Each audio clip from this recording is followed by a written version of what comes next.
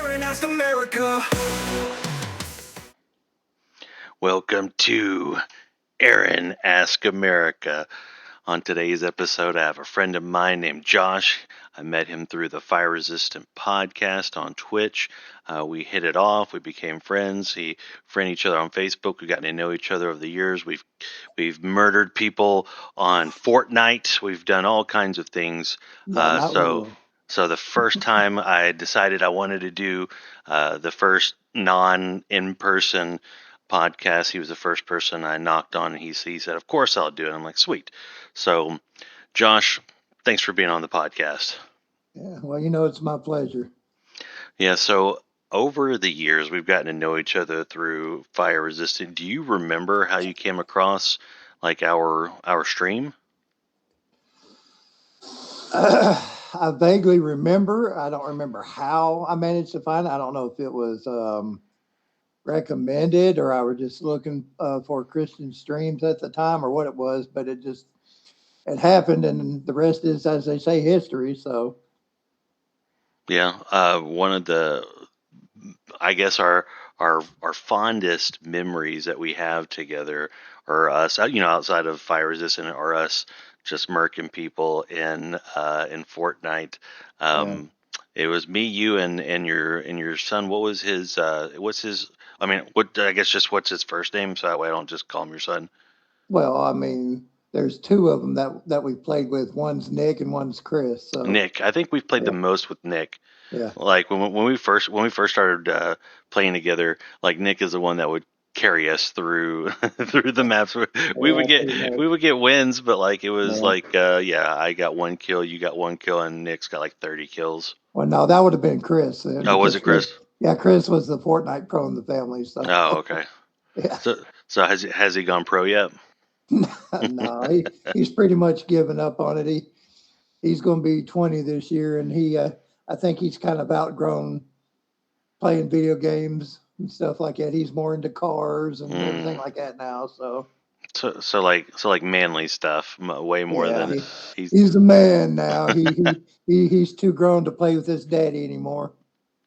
Hey, I've got a 25-year-old that just got married, and they're pregnant now. So my phone call. We used to see him probably every other week. Now it's less than. So I totally get it. Like they grow up on us.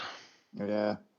Well, you see all this gray hair, and once the youngest turns 18 next month, all of it's going to be white. I guarantee you. So I'll be able to play Santa this upcoming holiday season this year.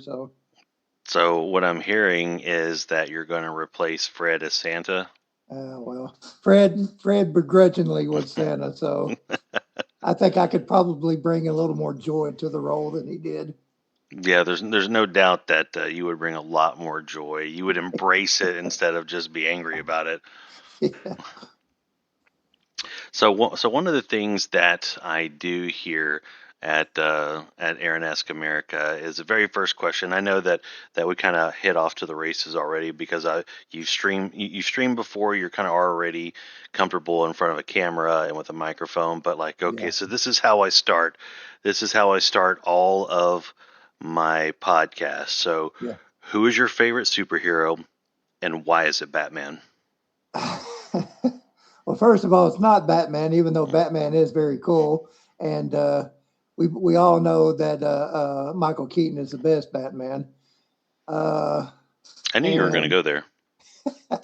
And my favorite superhero, I don't know. I guess it'd be cliche because a lot of people probably have him as his favorite, but I would have to say it's Wolverine because he's just the ultimate badass.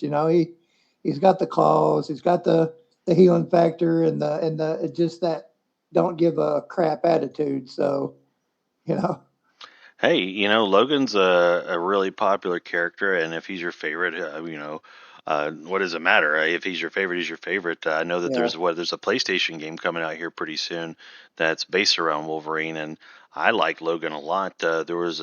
I read almost all of the Old Man Logan comic books. Those are some of the best stories that they've told with the character. Yeah. Well, it's I think but they're doing a really good job with them so far in the MCU when they did Deadpool and Wolverine. Uh, I personally don't have a problem with rated R superhero movies because realistically, especially his character Deadpool, you would expect things to be a little nasty, so to speak. You know, if it was real life. Uh, Obviously, for comics, they have to tone it down because kids love comics and stuff like that, and that's understandable. But you know, there's rated R, and then there's rated R with cussing and stuff and everything that's out of place just for the heck of it.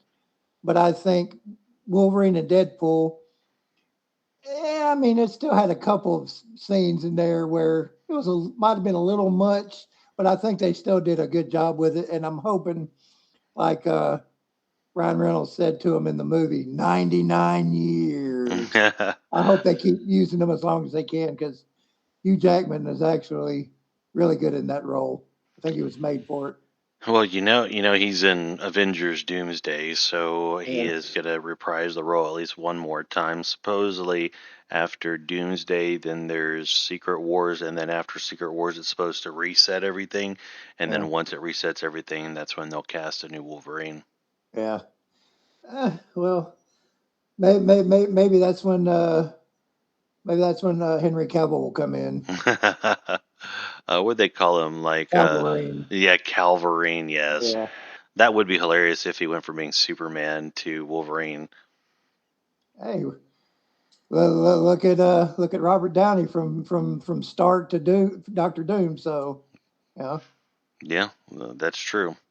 So now that we've gotten through the most important question, and just so you know, Affleck is the best Batman. I think it's world renowned at this point that Affleck Okay. is Well, the this is where we end the conversation. Goodbye, folks. best.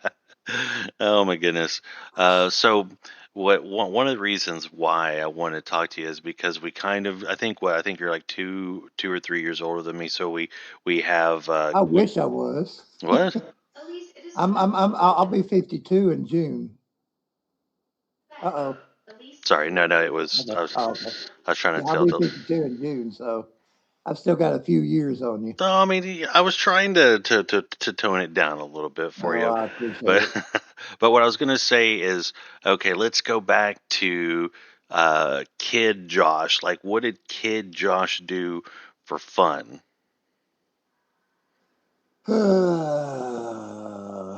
Besides being a loner, uh, Like, did you watch He-Man? Was it Transformers? Was it like was it stuff like that?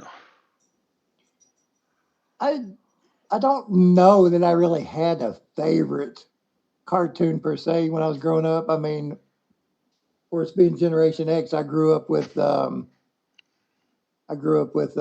Smurfs and Scooby Doo and Bugs Bunny Roadrunner show, of course, GI Joe, all that stuff. And so I don't think any of them was really particularly my favorite. I just watched them because they were fun to watch. You know, when I was growing up, Saturday mornings, going in there in my PJs, having a big old bowl of sugar cereal. You know, I mean, Yeah. so So when you sat down in front of the TV on a Saturday morning, what cereal was your go-to? oh Lord, you would ask me that.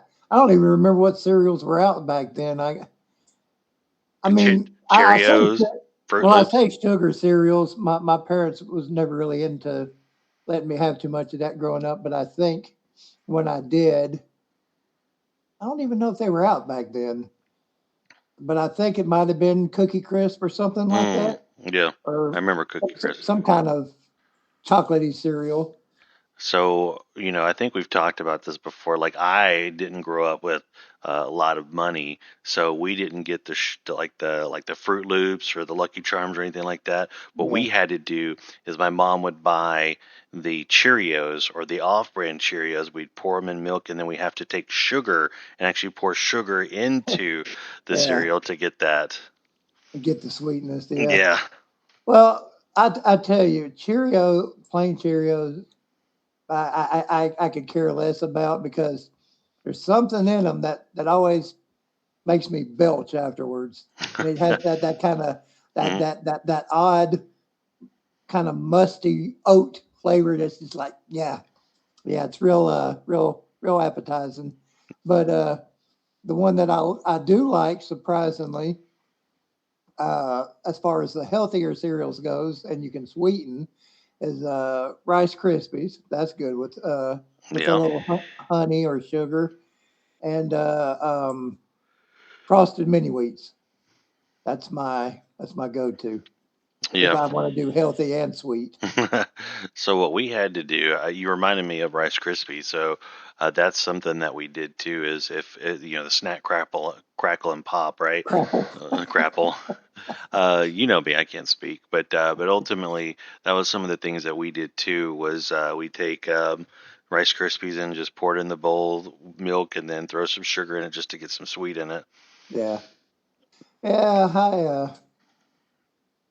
As I've gotten older, and pretty much able to eat whatever I want, there's still times that I will get just the sugar bomb type cereal, but most of the time, if it's going to be sweet, it's probably cinnamon toast crunch. I think that's probably my all-time favorite. That is my wife's all-time favorite as well, is cinnamon toast crunch. So over here at Walmart, we don't buy cinnamon toast crunch, but when we do get those kinds of cereals, because it's been a Yeah, while, we yeah. get the bags. The bags are so much The cheaper. malto meal, yeah, Yeah, actually, they're just as good as the name brand and a lot cheaper, and you get a lot more. yeah. So let me ask you this, because this question just popped into my brain. So like my kids aren't into cereal really at all, right? It's Yeah, not like they're kicking down our door the way that my I was kicking down my parents' door to get cereal. Were your kids yeah. into cereal at all? Oh yeah, yeah. The oldest actually, Nick, he's a cereal fiend. I mean, Mm. he could probably live off of that, And I told him, well, when are you gonna learn how to cook? Uh, so as long as he has cereal and anything that you could pop in the microwave, he's fine. That's so And weird that my kids like, uh, you know, they never ask for cereal. They really don't. I went yeah, to the Dollar Tree yesterday and they had some, the movie Wicked. They had some Wicked cereal. I yeah. bought just because Elise loves Wicked, but like it's not like she was knocking down my door asking to buy it. So cereal is just not really a thing in this house. I tell you what, and you and I for years have been talking about trying to get healthier, trying to Yeah. lose that and everything like that. And as I told you, you know, why we had to delay it, the recording of this for 30 minutes, because I came home, I was just, I was winded. and so I had to get back into the swing of walking and everything like that again after a long winter of being stuck inside. But one of the things that I found that I really enjoy health wise is for years I used to, anytime I'd eat oats, it would be, pretty much the instant ones, the Hmm. flavored with the fruit flavor stuff, which I still like. But for the first time ever, about I guess a couple months ago, I ate the steel cut oats, and let me tell you, with a little honey or just a little syrup drizzled in with that and some butter, it's like night and day, dude. Once you taste those, you won't want the instant ones anymore, and Yeah. they're a lot better for you. Yeah. So at one point, my oldest son was uh, having me make our own shakes, and the base of the shakes were ice and oats. So I had a lot of oats for quite a while, and it was oats, ice, and like bananas were the base of these shakes that he was making for us. Yeah, yeah. I remember doing bananas in cereal, strawberries, uh, like I said, sugar, honey. Uh, but now, like I said, now if I want sweet, then I'll just get sweet, and if I Yeah. want healthy, then I'll get healthy. You know, one of the privileges of being an adult, you can pick and choose more as you want than you could as a kid. Yeah. So so I guess so Saturday mornings you grab the bowl of cereal, you would watch your cartoons, and then like did you play any sports at all? Uh, I was not very coordinated. This is Yeah. my cat right there, Cricket. Cricket. In case you was Oh. wondering who was taking some of my attention. Yeah.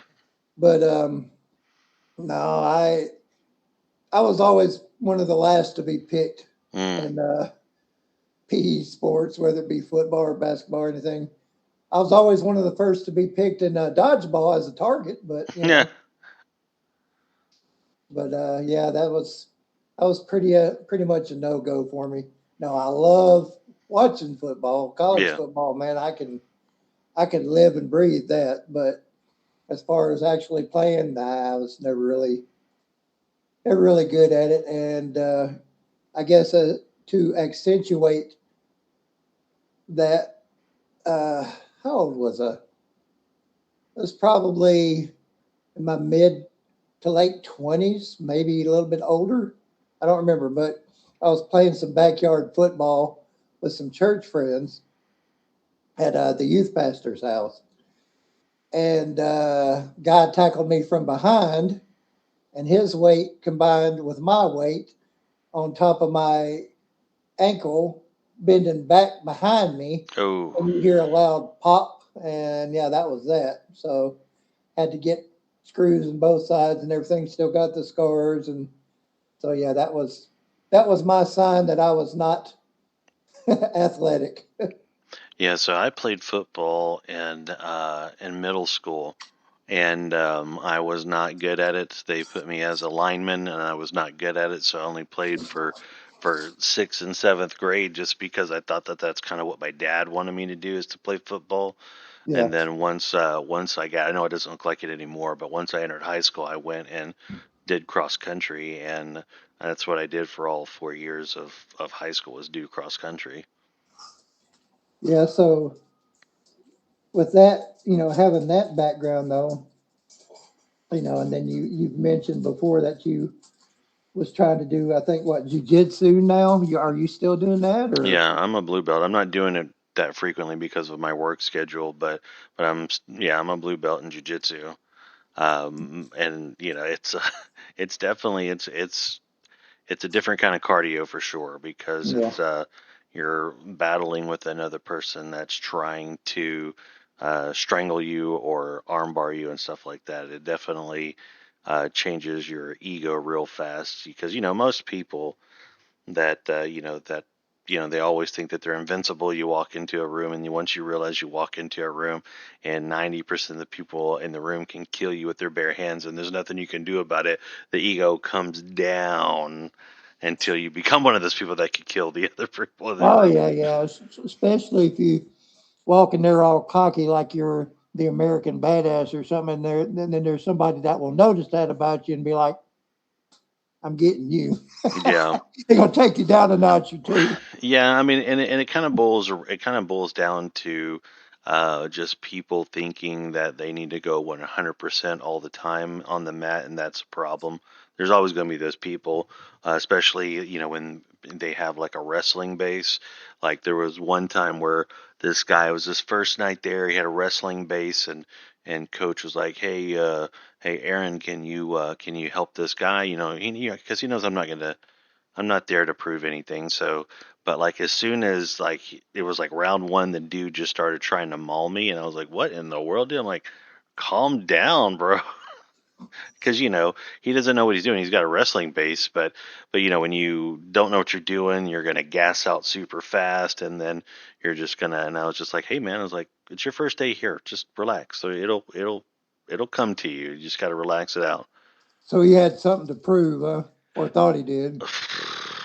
To himself, I guess, because he was a younger guy, he was fit. Whenever I did jiu-jitsu, I've always been bigger, so I guess maybe he thought that since I was a big guy that I was going to be easy to, regardless of my belt rank versus his. He thought he was just going to be able to, have his way, and most of the time it doesn't work out. If you have just a tiny bit of skill versus zero skill, the tiny bit of skill is always going to work in your behalf. especially when you got this belly. Like this belly, like people can't get a mount on me because most of the guys can't get their knees on the ground once they try to mount me. So, Are they're always off balance. are you sure Jiu-Jitsu wasn't is your calling? Maybe not going into the ancient art of sumo. Yeah, no, jujitsu is the way it's supposed to be, man. The biggest problem I had was younger guys, and then also people with long legs. Because if somebody with long legs could mount me, and my Yeah, belly wasn't a deterrent, then there might be some trouble there. yeah. I don't know. I just think it's funny though because it just reminded me of Mike Myers' character in the I can't even think of the name of the movie. Austin Powers, Yeah, the fat bastard, get judo in my chop. Oh, belly. Where he was a yeah, sumo wrestler for a while. yeah. I thought you were gonna say the judo chop, but no, No, no. you went fat guy on me. I see how it is. I see how it is. Get in my belly. Dude, uh, how long has it been since you've seen any of those movies? actually, not that long ago, I got them. I got them on Blu-ray several months ago and binge watched them. So it was fun to see them again. So, question, since you just watched them, like seeing that you know the environment that we're in now, like how PC could Austin Powers even be made right now? No, no, it's like the very not first. without offending a bunch of people Yeah. anyway. Well, it's funny because the very first time I sat down, I was like, you know what? I want to start schooling my son Dexter, not Brett. I want to Yeah. start schooling my son in some older movies that turned on Blazing Saddles, right? Oh, great movie. And dude, 5 minutes in the movie, his eyes were like this big, and he was like, "Dad, they're saying that word." I'm like, I know, like it's a different time back then, but like Blazing Saddles is a movie that could never be made again. Yeah. He couldn't even finish it. Or it could, but probably under threat of death. It'd be death threats galore. I don't Yeah. think he would care at this point, though. He's what in his 90s now. Oh, you talking about Mel Brooks. Mel Brooks? I think Mel Yeah, Brooks is 99 now. yeah. Yeah, I knew he was up there.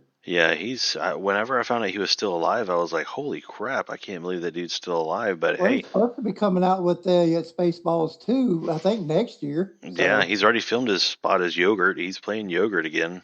yeah, I guess he figured he needed to get his role in first, just in case he did croak. Yeah, let's just film it behind a green screen, so that way we can just move him Yeah, into the just in screen. case.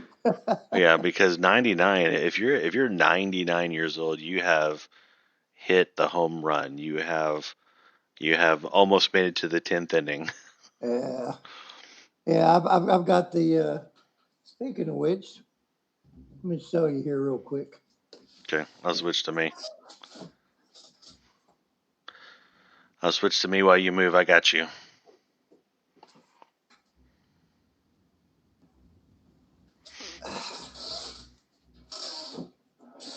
Alrighty. All right. Oh, so you bought the entire. Oh, so you got the Mel Brooks collection. That's what I'm talking about. Uh, I don't know if it's the complete collection, but yeah, it has. Let's see. Well, it has this. It comes with this really nice book with production stills and whatnot. Nice. I grew That's up on good. Mel Brooks, so I have an affinity for his movies. And then here is the actual collection of the Blu-rays. We start with the 12 chairs, Yeah, and then let's see what else did it have. Blazing Saddles, of course. it's got to have Blazing Young, Saddles. Young Frankenstein. Yeah, Abby Normal, Yeah. and then the history of the World Part One. Silent movie. Yeah, definitely My silent movie. anxiety. Yep. They. I mean, he's making a sequel to Spaceballs. If he survives, he needs to make History of the World Part Two. But They, History of the World Part One and To Be or Not to Be. they did make a History of the World Part Two. Did they? Yeah, you don't want to see it. It was one of the. Um, it was on, I think, the Comedy Central. You'd have to look it up. I don't remember where it aired, but it was aired and it was just awful. It was Uh, totally woke. so they ruined it. Yeah. Yeah, they did. And, They did. and, and then of course Spaceballs and Robin Hood Men in Tights. We're Yes. butch. Yep. Oh man. So yeah, I think most of the movies that he made couldn't be made again today now. Yeah, that's true. Not without a bunch of controversy anyway. All right. So what do we talk about next? Well, I was gonna transition over to, like, you said that you didn't play sports in school. So was there, what extracurricular, like, activities did you do while you were in school? Like, I don't think really anything. I was pretty much a loner. Didn't really have that many what I would call friends, just friendly acquaintances maybe. Um, if you have to say extracurricular activity, I think it was girl watching. but, like, like choir or art or No, no, nothing. They didn't no. they I didn't was make you never do part that. of it. No, I was never part of any clubs or anything like that in school. Yeah, because they So made I us. was I We was had to very be. boring. Well, they we had to be. That's the reason why I was asking. Like, if they, like, we had to either do, like, art, like PE or something like that. So Oh well, I mean, yeah, PE. I mean, I wouldn't have called that extracurricular. That was just a class, you know. yeah. Yeah, P. I did PE, but yeah, as far as anything extra, well, I take that back.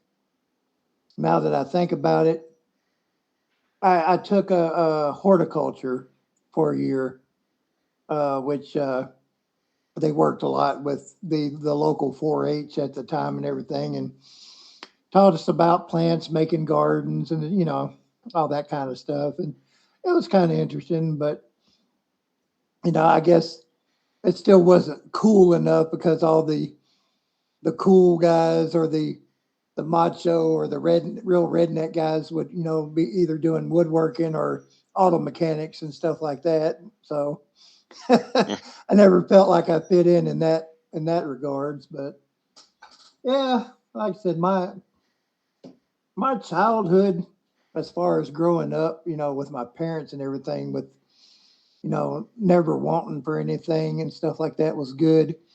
But I don't really have like what you would call a whole bunch of fond memories in Mm, school. To me, school was just a place that I had to go.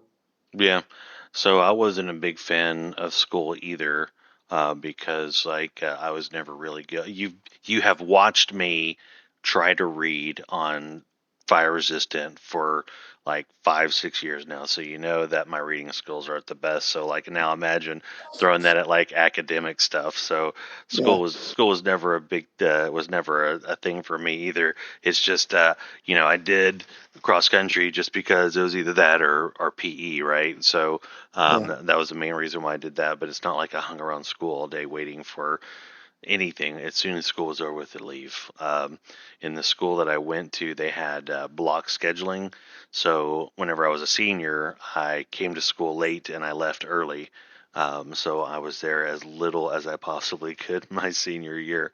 But so when you say that you were a loner, did you is that when you found your love for, like, video games? Like, how did you pass the time? well, yeah, I mean, I don't know if that's why I found it, but no, I've loved video games ever since my parents first got the Atari 2600 years ago.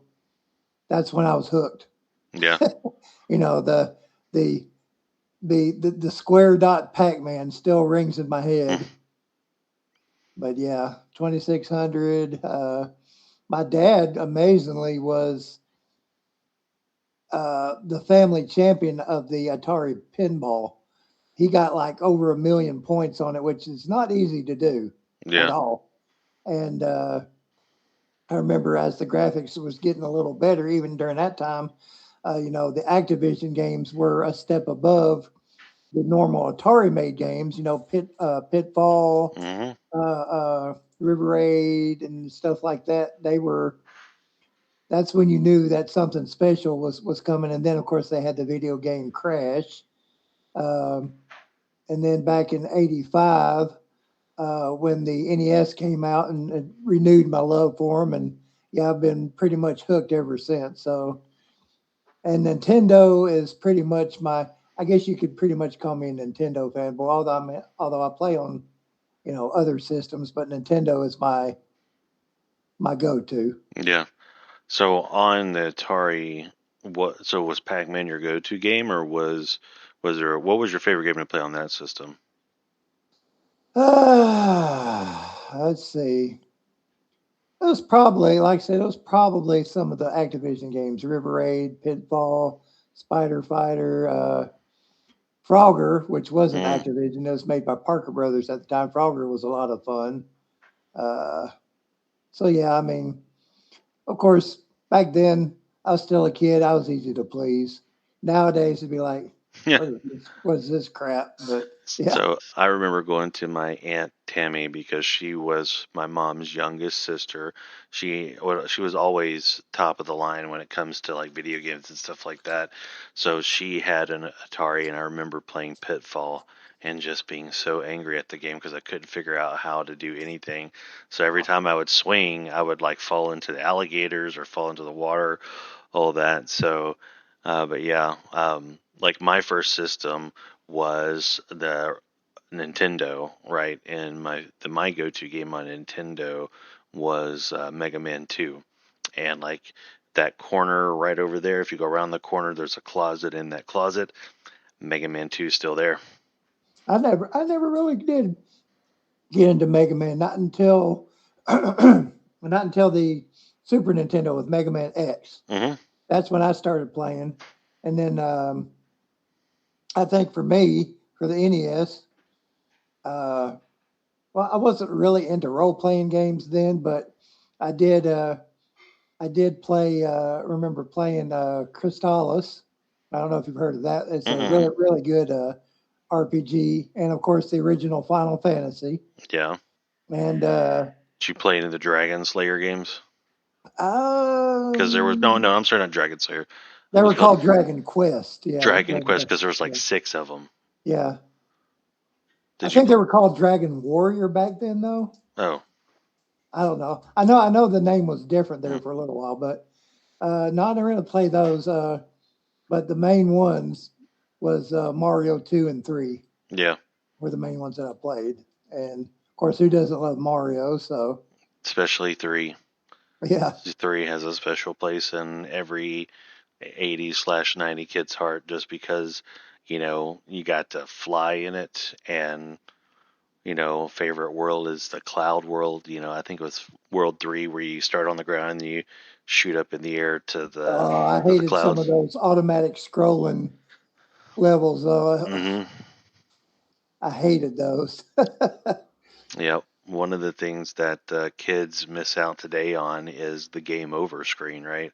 Because Yeah. it forced you to actually master the level, or you would just go back to level one. Well, they didn't. Yeah, yeah. Games pretty much nowadays will hold your hand through the whole thing, or you can just pay more money to revive or whatever like that. Pay to win. But yeah, back then there was a saying called Nintendo Hard, which people of our age we knew what that was. Just like you said, limited lives, limited everything, unless you cheated with a game genie. See, Then that was going to be my next question. yeah, Did you get the game Genie or yeah, I no? did. Did Yeah, you? So that same closet that holds Mega yeah, Man 2 holds my game Genie. So yeah. Well, it's funny you mentioned that because I've got the Nintendo DS version of that. that's funny. I didn't even So know they had that. yeah, but yeah, it was very satisfying. And I don't know if you ever played Battletoads or you've heard of it, Yes, hated it insanely so hard. hard, but It was it was insanely. so satisfying to just pop the Game Genie in and just fly through the game with it. Yeah. So the level that I always generally lost on was either, I think it was level 2 where you were gliding down on the ropes, or if you actually made it to the next level, which The was speeder bikes the got a lot of speeder people. Yeah, bikes. Yeah, yeah, the speeder bikes. yeah. That's usually where most people just gave up. Yeah, I without Game Genie, I never got past it. It just wasn't going to happen because I think Game Genie potentially had like infinity, lives. So every time you die, you just start kind of right back there. So you had the ability to memorize the walls and jump over the walls. Yeah, it was either infinite lives or just make you invincible. Period. Mm, yep. But yeah, kids nowadays, I don't think they would enjoy trying to scroll through No, those games. so I had a standing deal with my oldest son that if he ever beat Mario 1, that I would take him to Minecon or whatever it's called, like the Minecraft convention. And then I forget what I told Dexter. I had the same deal with him as far as just beating Mario 1. And to my knowledge, to this day, neither one of them beat Mario 1. They've all given up. I was like, you can't warp. That's one of the things you can't warp. You have to beat every single level. Yeah, yeah. Mario One was it was pretty challenging, Hmm. and So was 3. two. Well, yeah, two mate was pretty easy. I think I remember beating two by itself, Yeah. and yeah, three. Once you started getting up in the higher levels, yeah, it was definitely challenging. Um, what was I going to say? We was talking about. I think that was one of the reasons why I loved RPG so much, though, because in an RPG, as you know, it's all about leveling up, Hmm. and the more you level up and the better gear you get, eventually, unless now back then they didn't have it. Nowadays they've got like super secret bosses with a billion hit points and can smack you around for like 9,999 each time and stuff. But back then you level up and get good gear, you could just pretty much god mode through the game. Yeah. And so it was nothing to clear an RPG doing that. So I think that's why I started loving RPGs. Plus the story too. So Yeah. That's one thing that people don't understand to a degree. Like when you get down, you play like a really good RPG. It's not so much about standing there and just doing the same moves over and over and over again. It's about getting past whatever mob so that we can finish the story that you were trying to accomplish from the very beginning. yeah, yeah. I've got, and actually I don't know. Probably can't see it from here. Let's see. I'm going to move the camera over so you can see maybe a little bit of the. Uh, Excuse the mess. I don't know. You can see like down there at the bottom of that shelf, the red. Hmm. That's just a small part of my Switch game collection. I've got I think right around 100 Switch games so far, and I'd say about a third of them are RPGs. So, and I haven't played any of them yet. Hopefully, I was about to say, what are you talking about? You hit the start button on all of them. Why you got 100 games you're not playing? well, that's the thing, and even my kids have mentioned it. I said, "You got all those games, but you don't really play them." I said, "Well, when you get to my age, I think you enjoy collecting them as much, if not more, than you do playing them." Yeah. And once I pass on, that'll be. I mean, I'm not a rich man, so that'll be my inheritance to the kids. Is my video game collection. Yeah, so it's like the same thing with Steam. I've got a bunch of Steam games that I own where I'm like, I don't even remember how I got this game. It's never been installed, it's never been attempted, but it's in my library. Well, see, that's the thing about Steam, though. Now, no, don't get me wrong. I've got several Steam games, and I love the user interface on Steam. I think Steam is still probably, by and large, the best digital game all-in-one store and everything out there right now. But it comes to the debate of digital versus physical. Now, I know you and I have discussed this before, and you're kind of you don't really care if it's physical or digital as long as you get to play it, or if it's a movie you get to watch it or whatever. Right. It's fine with you either way. But for me, I guess maybe because I am a little bit more old school, a little bit older than you, I appreciate actually physically owning the copies of what I'm consuming. Because then I can come back later and use them again. And a lot of people will say, well, you can do that online. True, until God forbid something happens, the servers go down, they go out of business, and then everything's wiped out and all your money's gone. So plus you No. can't plus you can't resell them if you ever wanted to. Yeah. Well, all the Game Stops around me all shut down, so I don't know how much longer you're going to be able to do that anymore because I Well, think. I get mine through Amazon. Oh, and you can trade them into Amazon. Well, no, I don't trade them in. I keep them. Oh well, you had mentioned trading them in. I was just saying that all of the there's probably about 10 GameStops within driving distance, and now there's only one or two. Well, there is more than GameStops out there, right? There's a lot of at least here, there's a lot of mom and pop and independent video game stores that sells, retro and Yeah, third party sales games and stuff. Like there's one, for instance, that I went into. They've got a beautiful lineup of Sega, Super Nintendo, 32X, Sega CD, PlayStation 1. I mean, you name it, they've got it. yeah. And so there's always going to be, even if GameStop finally does go under, there's always going to be something out there dealing with third party sales. Yeah, we've got a couple of those. I just didn't think that they would have a payout as much as GameStop would. Actually, excuse me. Actually, I think it would be more because they realize the value of retro games more, and two, they ain't trying to rip you off like GameStop does. You have like for instance, right now, one of my Switch games, Stern Pinball. I was surprised when I learned the value of it. $100 for it is what it's valued at right now. I think I paid like $10 for it, but it's a rare game because they Mm, didn't make many of them and everything like that. So now it's $100 game. well, I try to take it to GameStop. The best we could do is $5 store credit.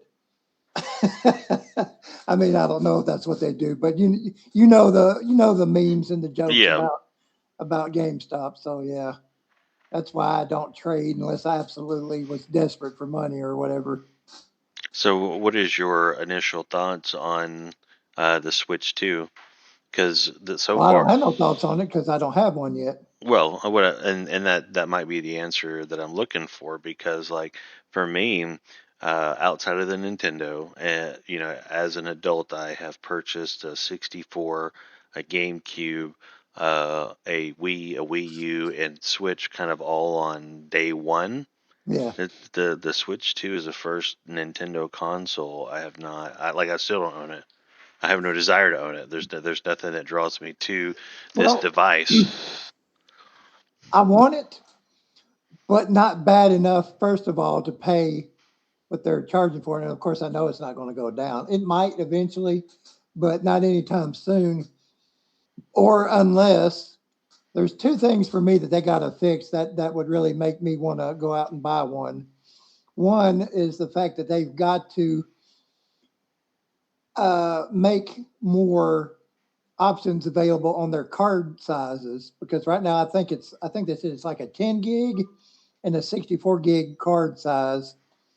And as we know, some of those games nowadays are humongous, Yeah, humongous, and some of them are way more than 64 gigs. And so, you know, it makes no sense, I guess, for a lot of the game developers, if you only have a 10 gig or a 64 gig, well, obviously, if it's bigger than 64 gig, you have no choice but to make it available either on the eShop or in a game key card, which absolutely makes no sense. I mean, you might as well just save the plastic that you use for that and just sell it exclusively on the eShop. Or, if you have a file size that goes in between the 10 and the 64, say it's a 24 gig game. So you have to put it on the 64 gig card. But of course, the 64 gig card costs a lot more than the 10 gig. So it doesn't make sense financially.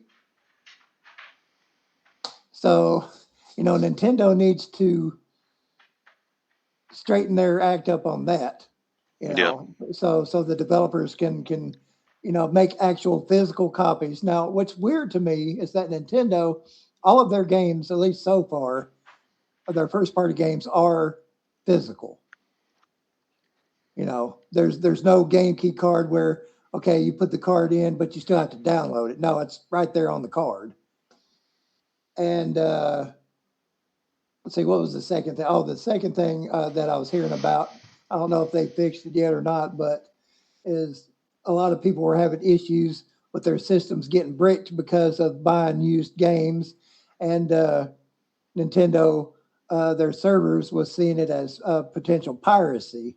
Yeah. So I'm perfectly 100% completely happy with this beauty right here, this OLED. Yeah. And see, look, I can even show you. I'll just show you my my little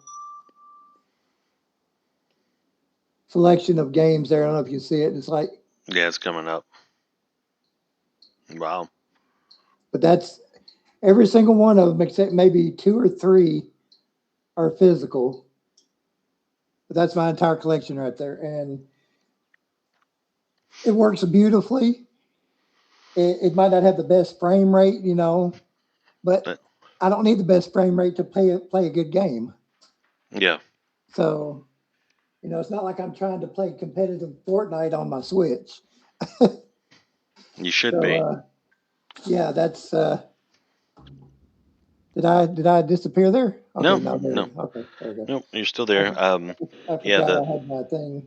The main thing that the main issue that I've had with the Switch 2 is if you ask me outside of Mario Kart World or whatever it's called, like I wouldn't be able to tell you any game that has come about. Like I have no idea. So there's nothing that draws it to me. Plus there's the $500 price tag. So until they give me a reason to purchase it, I've got my PC. Uh-oh. What? What's going on here? I can still see you. My screen is acting funny. Can you hear me? Hold on for a second. All right, there we go. Now you were saying, No. you'll definitely have to edit that part. Anyway, what were you saying? No, just saying the big thing for me was price tag, and I don't know any games that are on the Switch 2 that's worth purchasing at all. Well, yes. I mean, $60, $70, that's pushing it, but $80 or $90, I mean, yeah, I just don't understand the corporate greed on that. And they say, well, everything's going up, inflation. Yeah, but I mean, it's literally ones and zeros on a piece of electronic. Yeah. Anyway, what do we know? We're just peons. We're just consumers that can't afford their product. Yeah. That's all we are. Just consume the product, shut up, and like it. Yeah. And wait for next product. Wait for next party. I like that famous meme. Yeah. You have a visitor. Yes, I do. She's being nosy. But anyway. But so you're a Nintendo fanboy. So if you were, and technically so am I. So what is your favorite like Nintendo game of all time? I don't know if I could do of all time. I could probably do by system. Okay. So let's see. By NES, Mario 3 hands down. Mm-hmm. SNES, probably Super Metroid. That's a big one. between Super Metroid and Final Fantasy VI, I would say, which was called Final Fantasy III back then. See what was next. The Virtual Boy. Well, we don't talk Yeah, about we that. don't talk. We just stick to consoles. We don't have to do handhelds.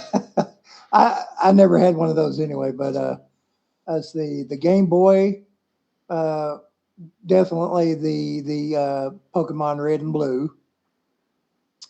Uh, DS. Let's see. That would be Mario Kart for the DS.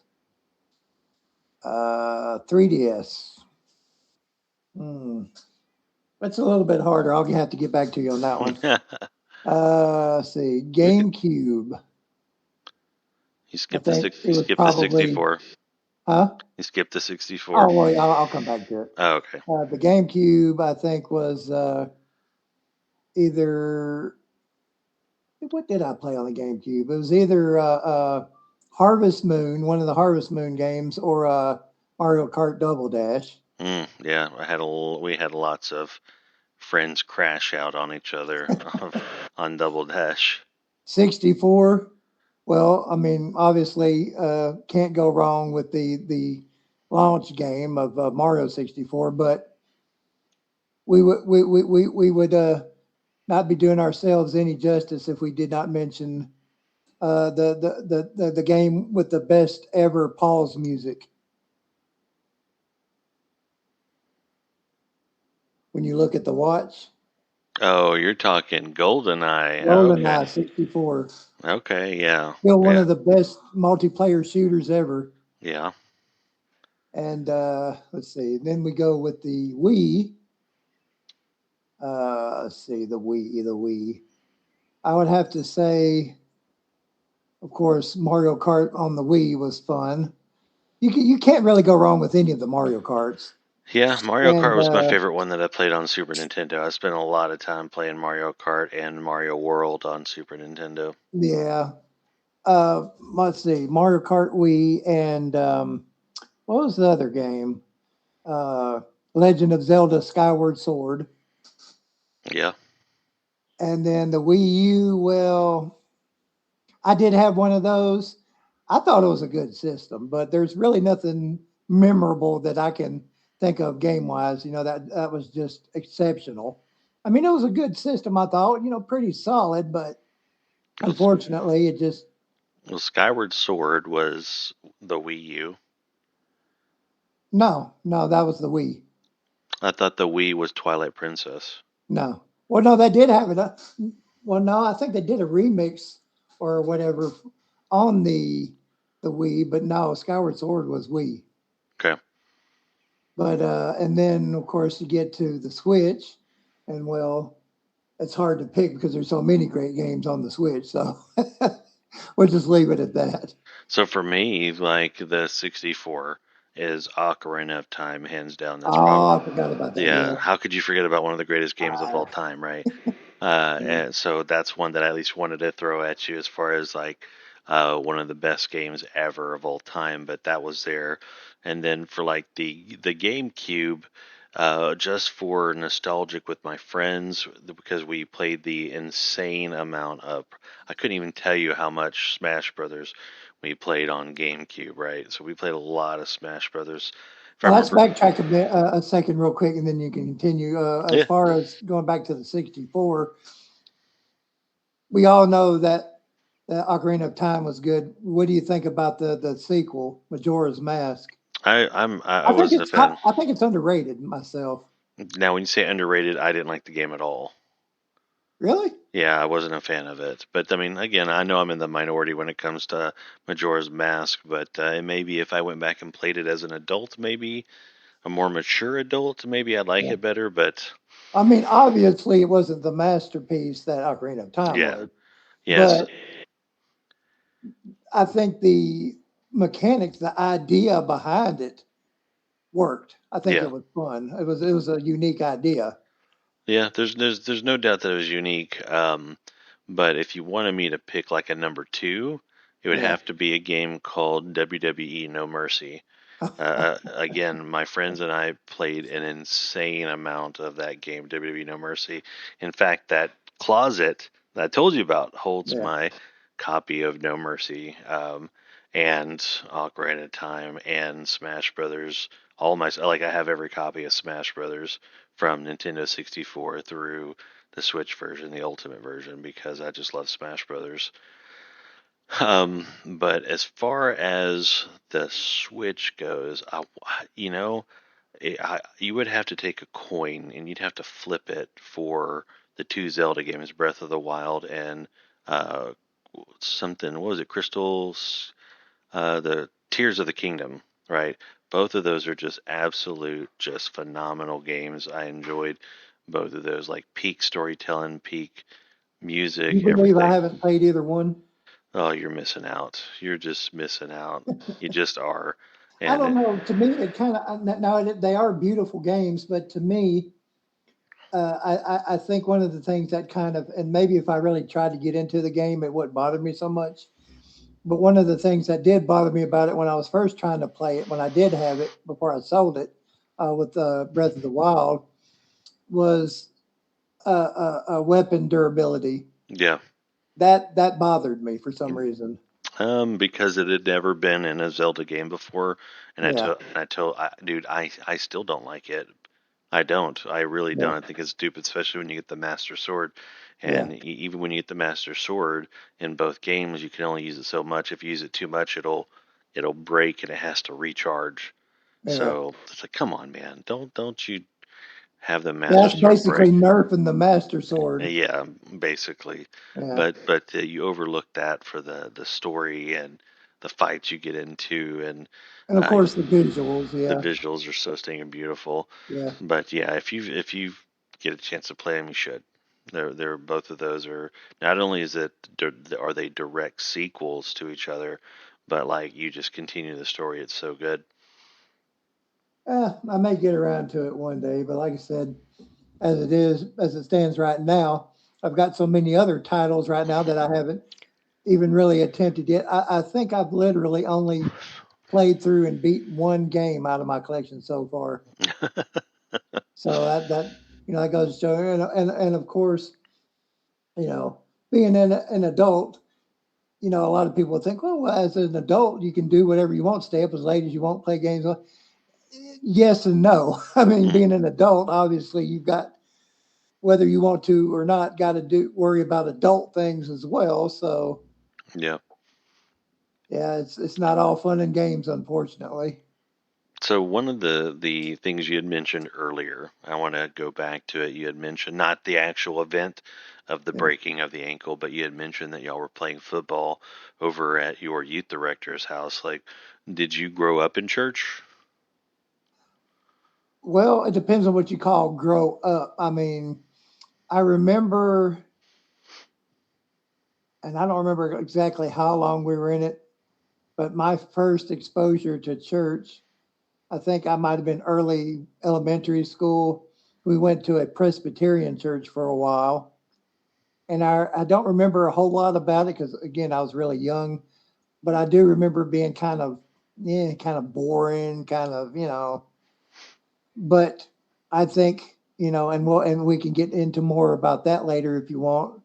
But you know, the Presbyterian church of back then is definitely not the Presbyterian church of today. But then we didn't go for a while, and then parents went through financial problems and this, that, and the other. Lost the house that we were in, had to move a couple of times. Ended up in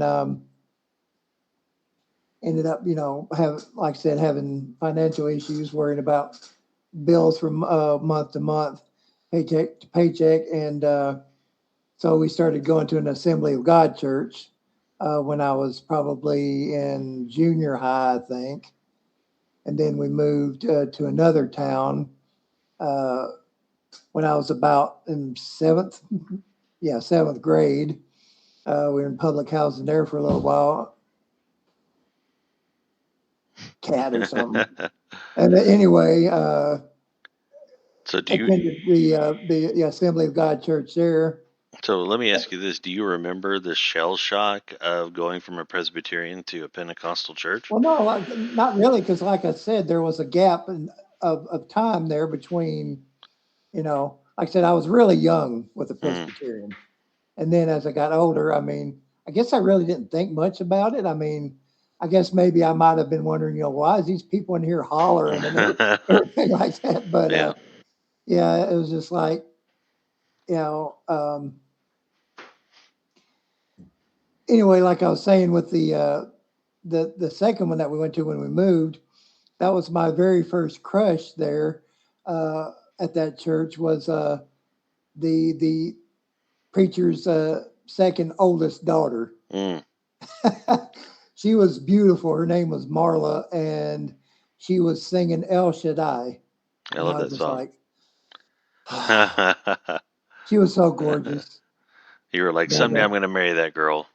yeah, well, so I thought, but and then yeah, after that, I mean, I haven't been in church for years. I still, pretty much hold the same beliefs that I was raised with, in Assembly of God. The Pentecostal, the whole Pentecostal kind of background, speaking in tongues, everything like that.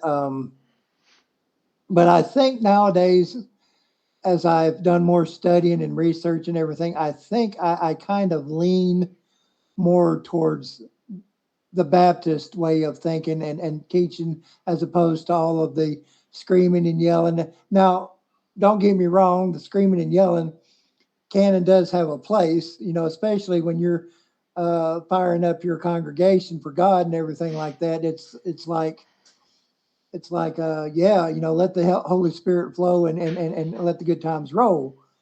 But I think that I'm more, at my age now, more of Baptist, First Baptist, Southern Baptist, there's a bunch of different Baptists, but so I want to clarify, but yeah, Southern Baptist probably would be the closest that I would relate to. Yeah.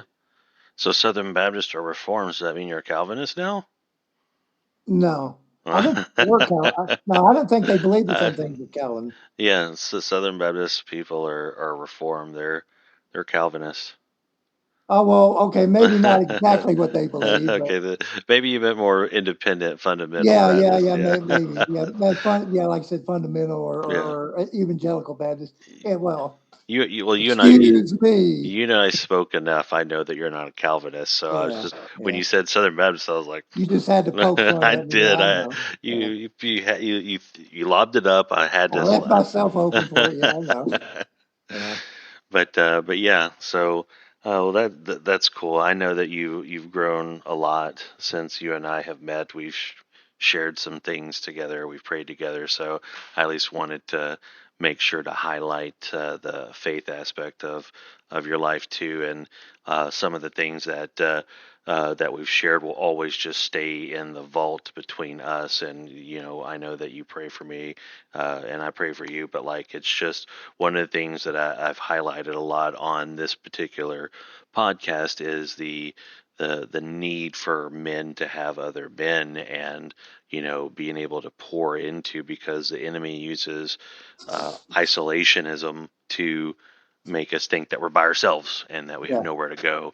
And I know that if you need me, then you can call me, and if I need you, I know I can call you. So I know that I'm super thankful to have that with you and a whole host of other people that are in my life that if I need to, I can call them up. But like, it's just one of those things I like to highlight, that people, especially men, need other men to be able to pour into, and that's just part of faith and who we are. yeah, yeah. I mean, I have to say, and this is for anybody that I would say this as a endorsement for you, for anybody that has not taken the opportunity to talk to Ern. I would say go ahead and do it because there has been plenty of times, especially when we first met, and that told me a lot about your character back then because you and I of course, as the years go by, you know each other more and more and stuff like that. Hmm. But you still barely knew me at that time. But yet you were willing to be my friend and hang out with me and help comfort me and pray for me when I was going through COVID. And then a few months later, when I almost died from sepsis and everything like that. And then Yeah, about a year and a half later, when I had my gallbladder removal and stuff. So I mean, yeah, we've been through a lot. You know, even though it's just virtually. You know, we yeah. still haven't met in person yet, which I hope we can rectify that one day. But I got to you win the know, lottery, man, or you got to win the lottery. One of us got to win the lottery. and still got to have them Juliets too. That's true. Here's my fake ones. I guess I should have put these on for the interview. My fake ones, But yeah. $15 knockoffs. But You by the way, you wanna digress for a minute and tell everybody the inside joke about that what as far as like about the me Juliets? Yeah. about how about like you grew? Didn't you? I can't remember. Did you had a pair and No, then no, I know I never did. It's oh, it's a pair that I always wanted though. yeah, it's a pair that he's always wanted, Yeah. and I've been blessed to have now three pair. Not this one. This one doesn't count. This one is a knockoff from China that I spent like $15 for. Wish.com special. Yeah, but Yeah. I told Josh that if I was ever able to accomplish, because I'm a realtor, a like $1 million sale, that I would just buy him a pair of Juliet's and send them over to him. And if it was like a $5 million sale, then I would hop on a plane and deliver it to him Personally. myself. Yeah. So, and maybe I need to reduce that more. Maybe instead of 5 million, maybe I just say, God, how about a $2 million deal, and then we'll make it happen. So if somebody watches this and they're like, hey, I want to make this happen. Also want a $2 million house. You can hit me up, and then we'll have this meeting this side of Yeah. heaven.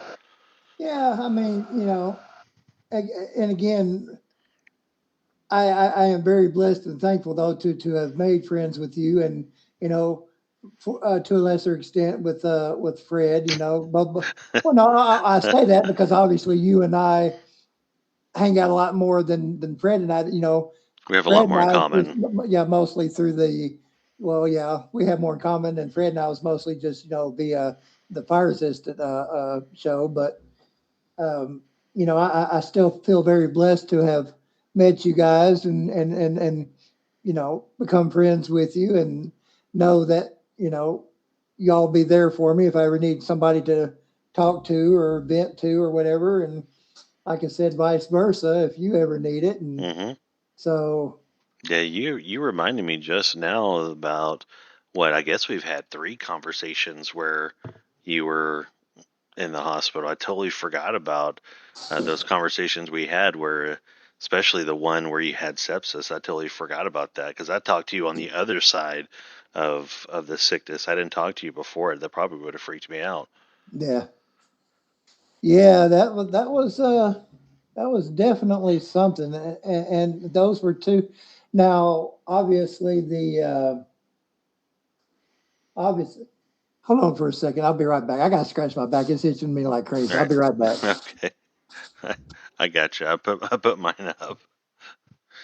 If he scratches his back like I do, you see that corner right there for anybody that's watching this right here. That corner is I just take my back and I just scratch it on the corner like that, just like a bear. I put my hands up like that too. We'll probably cut this. And just whoosh, whoosh. Okay, and that's exactly what I did on that corner back there. It's a big old bear Yeah. thud.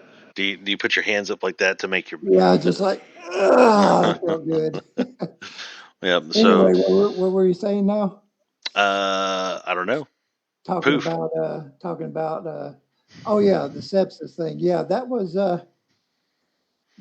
definitely scary because when I was taken to the hospital, um, uh, for the people that are not of our generation that might be seeing us, let me explain what it was like. There used to be a thing called I don't even know if I remember what it's called. I know what I'm talking about. I don't know what it's called.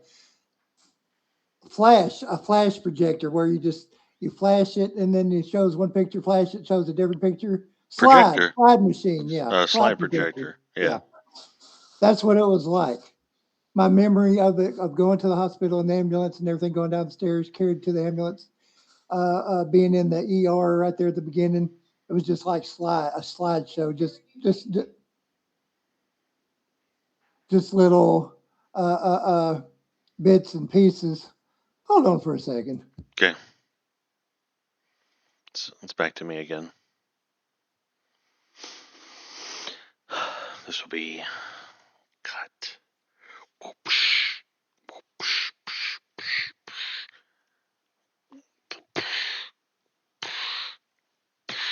I'm sorry, I had to remind my daughter that we're recording this for YouTube. No, it's fine. It's fine. Tell But tell I know you can edit tell her it. we're getting ready to land the ship, so that way she Yeah, can move about the house as but normal. but anyway, no, it's like I said, it was definitely like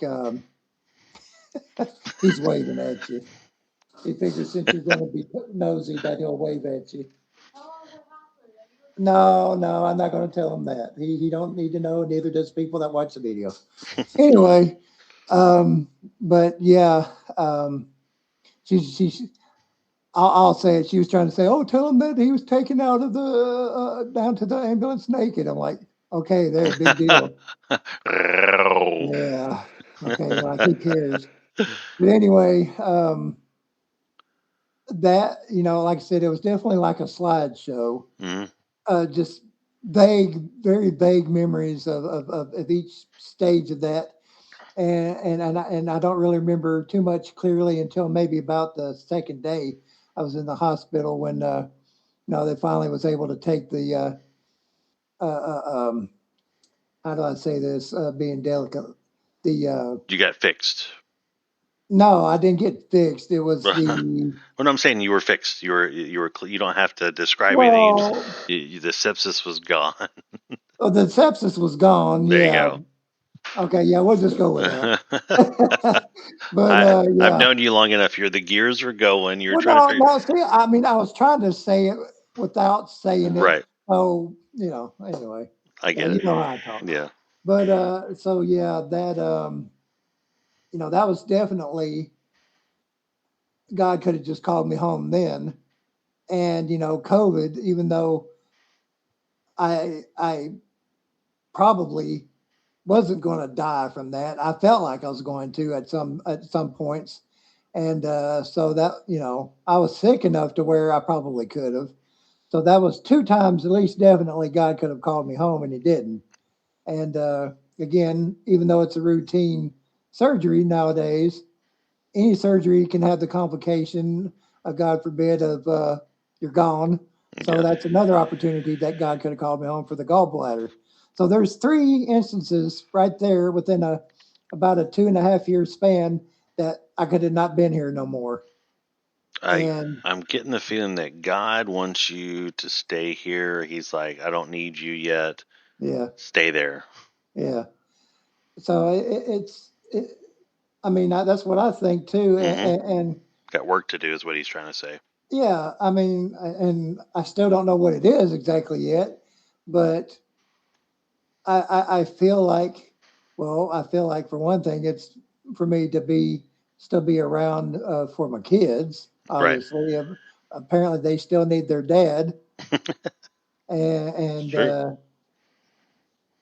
I've you and I have discussed, without going to a whole lot, you and I have discussed my relationship problems and issues with that and everything like that. But as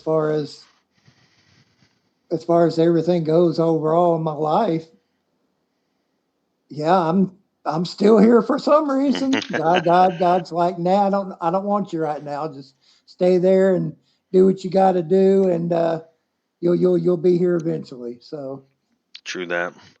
So one of the things that we do at the end of the podcast here is we do what's called words of wisdom. Okay, you stated that you're in your 50s. I was trying to get you closer to me, but yeah, like in your time here on this planet, like what are some? So because you stream, you've been on there, so you know that when things go on YouTube, generally they stay there till YouTube deletes them if you're not uploading, or you delete them yourself. So in Yeah. 10 years, if someone comes across this and they watch it and they catch you all the way to the very end, this is the point where it's like, all right, here's words of wisdom from Josh. Well, it's not the poop hat of wisdom, so I don't know how good I can do, but I don't even know if I could impart wisdom at all. Well, first of all, always wear clean underwear to a doctor's appointment. That's a must. And actual wisdom. That is wisdom. I You never know, thought about you know what I that. mean. Honestly, I don't know what to say that wouldn't sound cliche that maybe so many other people hasn't said, but maybe just for this at the risk of sounding cliche, I would say that pray to God, learn who your father, who your creator is. Um, Obviously, Aaron and I are not perfect. We tell fart and poop and sometimes inappropriate jokes between each other that maybe we shouldn't. Um, Christianity has never been about being perfect because there was only one perfect man, and that was Jesus.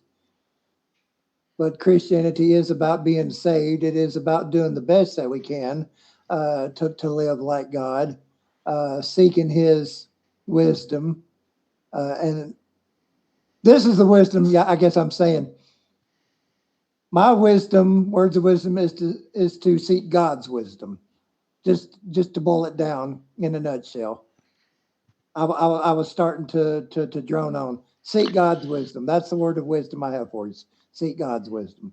Hey, man, that's perfect. You may think it's cliche, but there's not a lot of people. I don't think anybody said seek God's wisdom before. They've talked about the, salvation, all that sort of stuff, but there's never been, to my knowledge, and I've done all of them, where someone specifically said to seek God's knowledge, right? That's important because, the smartest man in the Bible, Solomon, what did he ask for? He said, God, give me the knowledge. And To God did. rule and be a good king. Yeah. Yeah. So give me the knowledge. He didn't, riches came because he was king, but he asked for knowledge above all things. So good stuff. Well, and of course, God blessed him because he wasn't greedy. He said, okay, well, since you did ask for wisdom to be a good king, I'm going to give you riches and Mm-hmm. land and many wives and, all of this stuff to bless you because of that.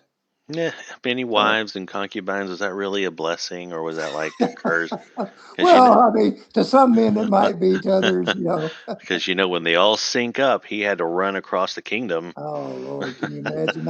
I've got three female or two females now that do, and it's like, oh, so yeah. Yeah.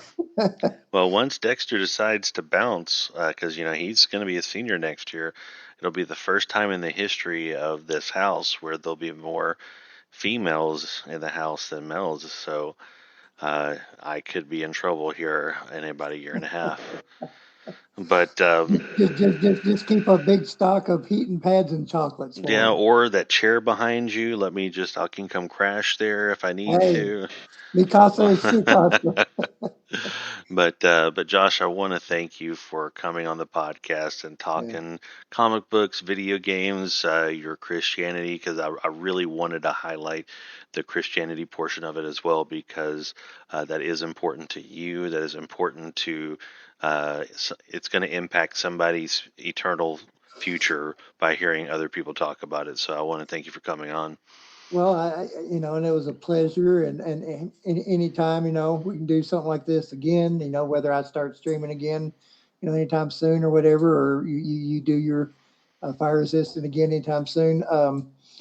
It's, I do want to say though that I think maybe this was ordained by God, and the reason why I say that is because as you were alluding to earlier, it helps to have friends, and especially friends of the same sex that you can rely on to talk to and lift each other up and stuff like that. And I, as of late, I've been having a lot of, again, just random thoughts, things that I shouldn't be thinking about. And I've noticed that I've, been not focusing on God as much as I should and everything like that. But this talk that we just had has got me a little more focused on it again. And so I just need to take that and go from there. And Yeah. well, yeah, I appreciate it. I Yeah. appreciate you inviting me. Well, awesome. And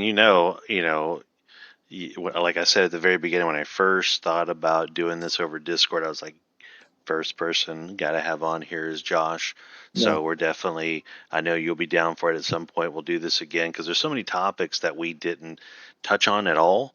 Yeah. So, If we did, this video would probably be about 3 or 4 hours yeah, long. yeah, Yeah. there's no doubt about that. And then maybe next time we'll have Discord working so that way the video will be a lot better because every time that I click on me, like right now, I'm like all like squared and everything like that. It bugs Yeah. me as a visual person. But all right, well, um, thank you for watching. Thank you for coming and listening to us and me and my friend Josh.